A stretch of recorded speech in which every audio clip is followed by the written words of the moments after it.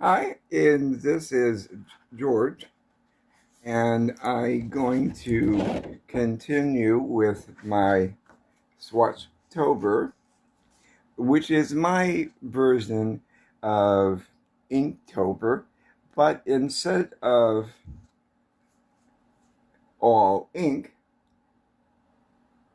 and following a prompt list, I'm going to go over possible ideas and you can use them as you want. Today we're going to go over the possibility of adding neurographic art to your doodle swatches. When I first started, I didn't think I would have enough doodles to fill the paper. This is 9 by 12 arches cold pressed watercolor paper. It's 100% cotton. But when I first laid out the different shapes, and you can see it in the first video, day number 1, I was planning on filling the spaces after the 31 days, but as it turns out, it's coming along rather nicely. The supplies I'm going to be using today are the paper, which I already said, maybe some Caran d'Ache Neocolor 2s, paint brushes, a pencil, kneaded eraser,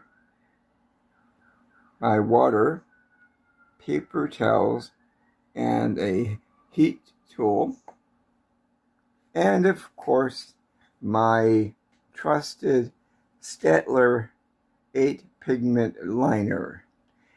Even though this is dry, and I may or may not apply a little bit of Caran d'Ache or watercolor once the lines are down, I don't have to worry about the ink smearing because it's 100% waterproof, and also it's archival, which means it won't fade over time. Now, normally, I think neurographic art is best suited for a larger space. But I only have this space here and this one. So why don't we do a little bit of experimentation?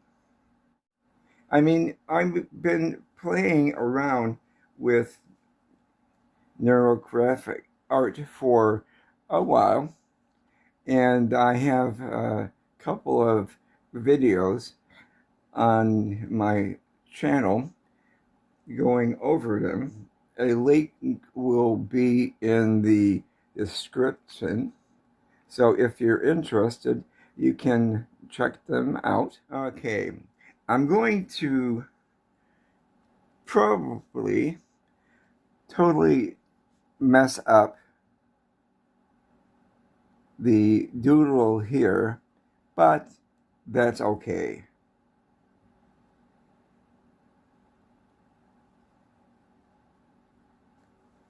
Now you can do the lines with, actually, let's step back a little bit on explaining what the process is. And for this, I'm going to be using my 0.7. Normally I would use a 1.0, but because we don't have a lot of black on the doodle so far. I mean, we have some here and here and here and here. I don't want to go too thick because you can always add more, but you can't subtract the ink once it's on the paper. So the idea is pick a spot, any spot, and since we're just having fun,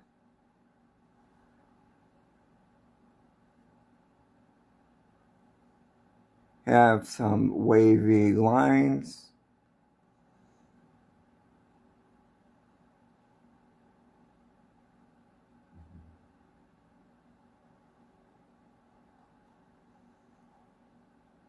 Kind of like my squiggles pattern, and nothing is wrong or right.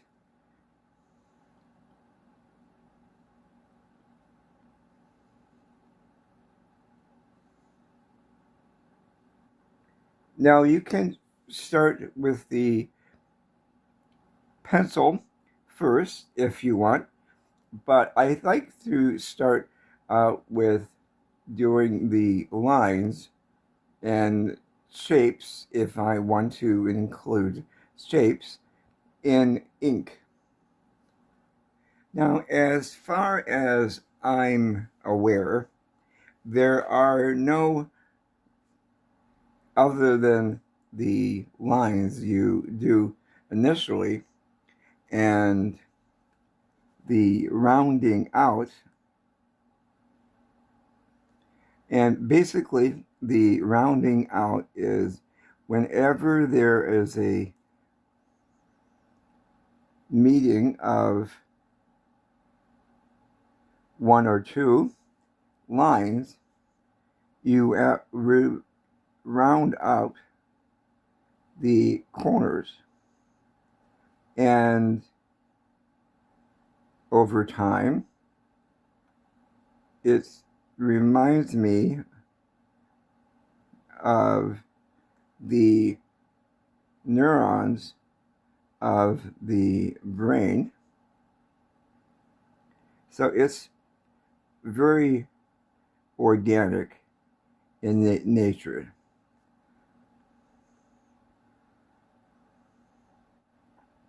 But what I like to do, and this is only for me, if you don't want to do it, don't do it. I like to include a little bit of a border. I know me and my borders.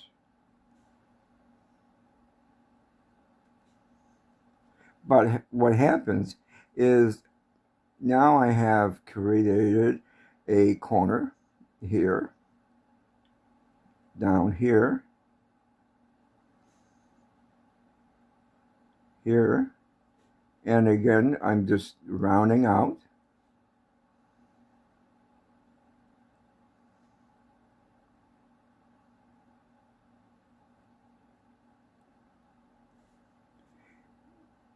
Now you might think of the rounding out as being very tedious,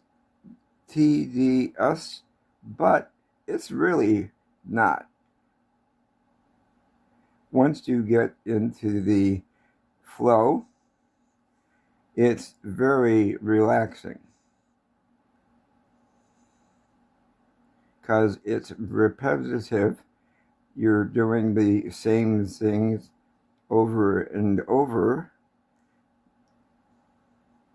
And remember to not to grip your pen so much that you're cramping up.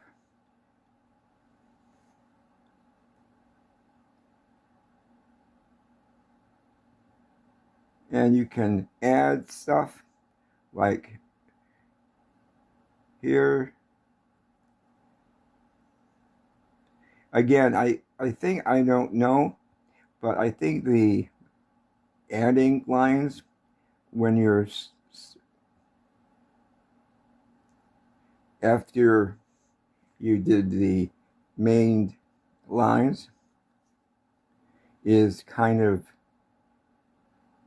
not what you're supposed to do.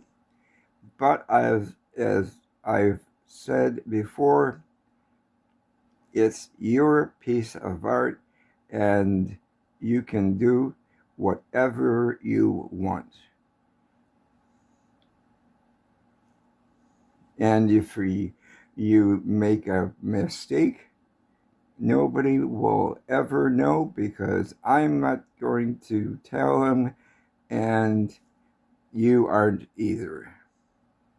Besides, if you're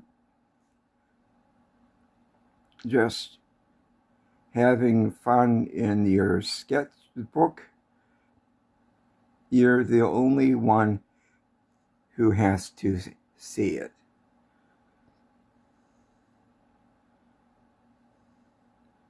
And you can have really tiny slivers of black,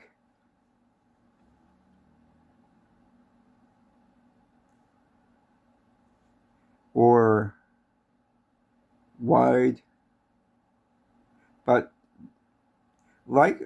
this is why I like to have different sizes of nibs or pens, because although I can still work that using the 0.7, I'm going to maybe switch to my 1.0 and add a bit like that. It's less likely to wear down your nib for,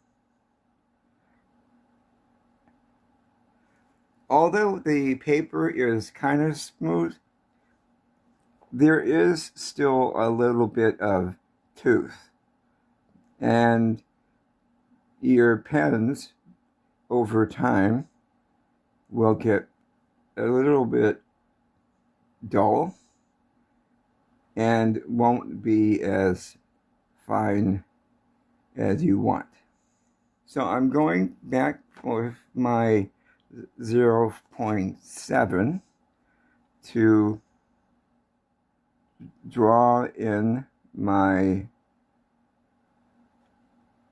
border. Again, you don't have to do this,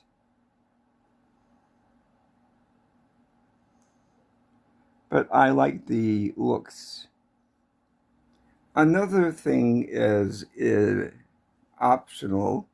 As far as I know, I don't know if the original person who developed this had this intention, but what you can do is add a little color. So I'm going to use my Caran d'Ache, and since this is dry as far as the ink goes, I don't have to worry about messing up.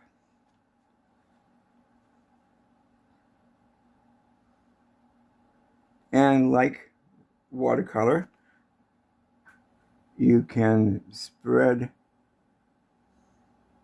the Caran d'Ache, use it as a glaze, but also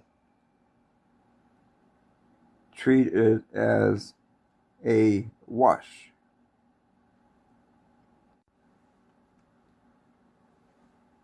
So this is cobalt blue, the same blue that I've used throughout the doodle to maintain a bit of cohesion in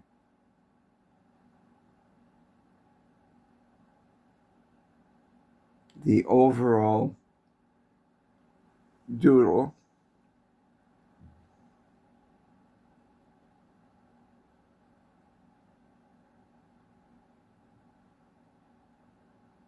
And the part here was done using watercolor pencils, and you can see that it's not really being impacted by using the Neocolor 2s. And this is ochre.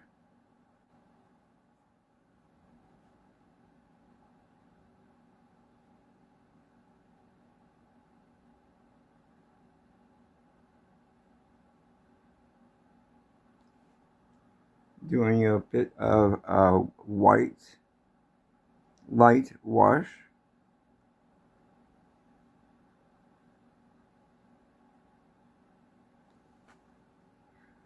And let's see, where else?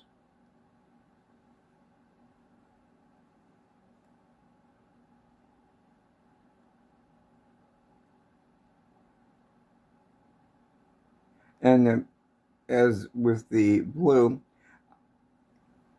I've used the yellow ochre throughout the doodles.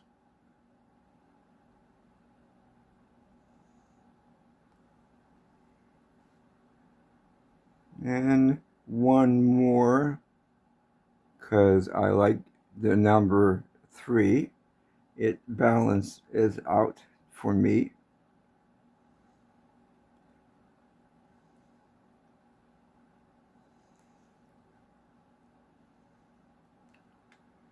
And let's see. Let's break out the Cotman from Winsor Newton. And I like the Payne's gray and tie it in with here.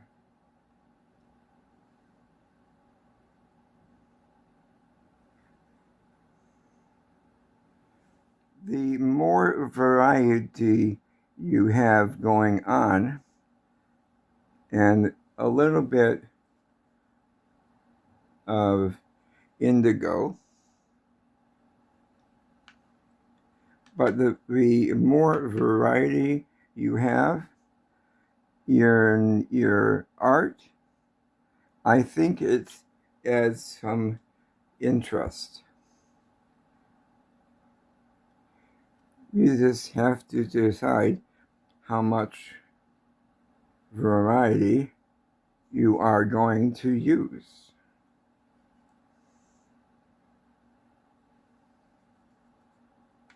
A little bit of water to thin it out and lighten up.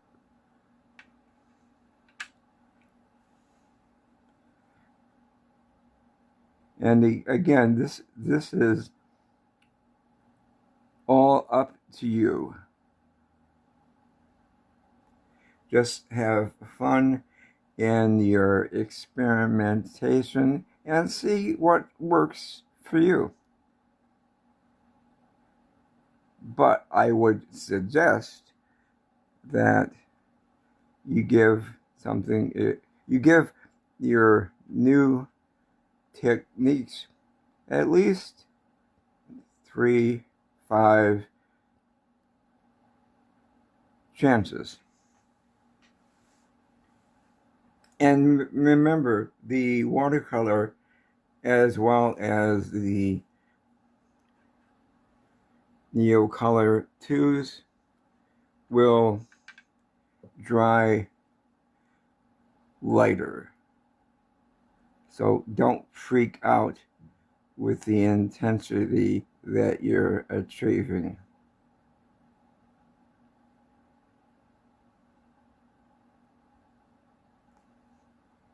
Just experiment and see what develops. Remember, this is only a piece of paper, and I have tons of paper.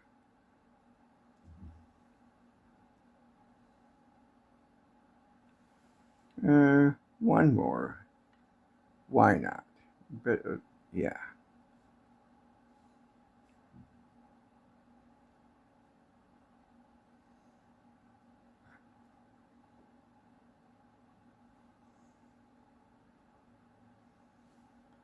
See, I didn't plan on doing this, but I did it anyway.